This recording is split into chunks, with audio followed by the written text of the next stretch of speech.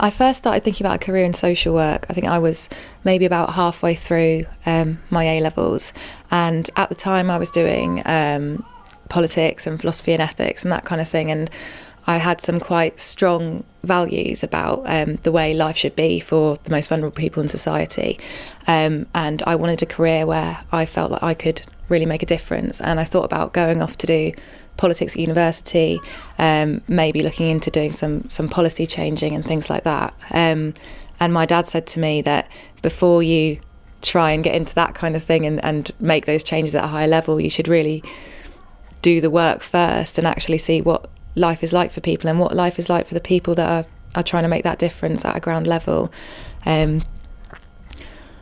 And so I think we came up with a couple of options, and for me social work really, really stood out. I'm quite independent and I like to be able to run my own diary and go out and do things, and really be that kind of one major pillar of support for people. I moved up to the northeast from Southampton, and I went to university in Hull. One of the reasons was because I didn't get very much of a bursary and the accommodation was incredibly cheap.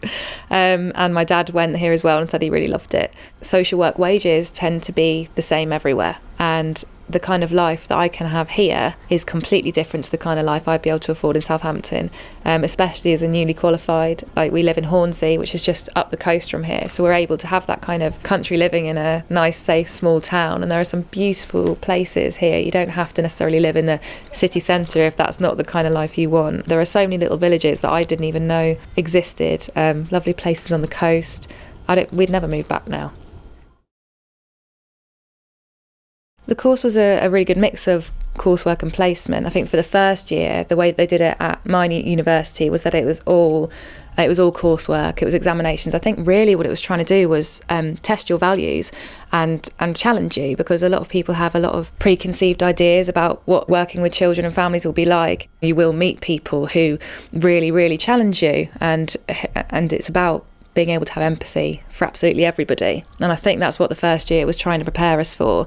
The second year was a bit of a shock, actually, because suddenly it's not just about values, and it's very easy when you're writing an essay or when you're in a lecture hall to say, yes, absolutely, I'll be completely empathetic, I will always give somebody all of my time, I will always do the best I can possibly do. And then when you suddenly come onto the practicalities and you realise that for every decision you make and every telephone call you make and every meeting you have, there's easily like an hour of paperwork to have after it, and you have to really try and stick with the values that you learn in that first year, even though you're under an immense lot of pressure, and try really hard to always keep in tune with your values and make sure that they stick. The first half of the second year is still kind of vaguely coursework based, and then you go into your placement. So you kind of have that little bit of preparation time after you go away for the summer. But throughout that placement, you're also obviously having to complete your portfolio. So everything that you do needs to be noted down. Any kind of particularly good pieces of work you'll put in there. You have on-site supervisors who offer regular supervision, and it's really about evidencing what you've done on that placement and evidencing that you're ready to go on to year 3, where it is a lot more intense. When you go back for the third year, you do half a year of coursework again, and then you go on to your third placement. And it's interesting because a lot rides on this third placement, because you've then done 2.5 years, and it's really your kind of make or break time, and you're expected to work to a much higher standard, and the evidence that you need to provide is also of a much higher standard. And it is a lot of pressure, but actually it's really good to have that time of being in the workplace and having a lot of heavy supervision, because you are really supported, even though it is stressful and it is difficult. I really, really enjoyed my second placement, and that was in a drug and alcohol team as a key worker. And a vacancy came up for someone in the family team who was working with drug-using parents and their children. And I got that, so I didn't have a break in my career. I think that happened to quite a lot of people, actually. If you do well in your second placement, they don't really want to lose you, because you've then held this caseload and you know the team, you know how the online system works, which is always a bonus. So they took me on there, and it was a fantastic job. I really, really enjoyed it. I'd always liked working with teenagers, and I had a foster child myself at this point who was 16, and I felt like I had a lot of skills in that area. So I applied for a job in the antisocial behaviour team at the council. I really enjoyed that job, and it did help me to develop a lot of skills. I worked very closely with the police, for example, which wasn't something I'd ever done before. So I was based in the police station quite a lot.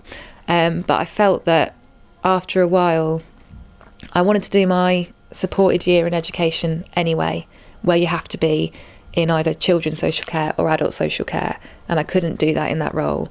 But also I felt like there was a bit of a desk that was separating me from the young people. I wasn't really going into their homes, I wasn't working with the parents. It was sort of setting out boundaries and acceptable behaviour and things like that, which wasn't good for me long term, I don't think. I wanted to be more involved.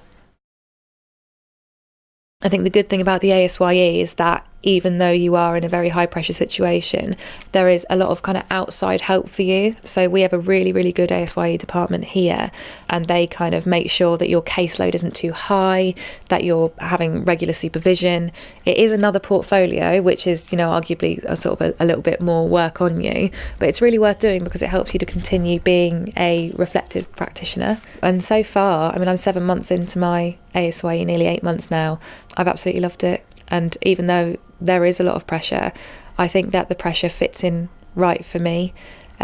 So I think that if the pressure that you're facing is that you want to do the best by your families, it's almost easier to deal with it. I enjoy loads of things about what I do day to day. I think relationship building with families, it's so satisfying, especially when you have families who are, understandably very anxious about social workers coming in and maybe quite defensive. I think it's about really using your skills to put people at ease, to work openly and honestly, and to have people to trust you, even though you are in a position of power, which must be very, very difficult. I love that I get to travel around to different places. We work in a very big, broad area, so you're not kind of just focused on the same couple of streets all of the time.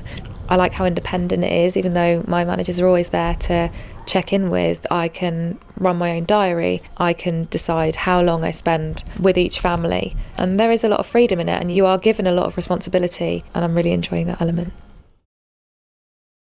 I'd say that social work needs people who are going to be dedicated to it, for people who want to make a difference. And I think that a lot of people who do feel that way don't consider social work for some reason, and I'm not entirely sure why. It's the most fulfilling thing that I've ever done, certainly, and you do have a chance to make a real and genuine difference. Social work matters to me because I wanted to work in a role that challenged inequality and empowered vulnerable people, and I think that this is where I'm best placed to do that.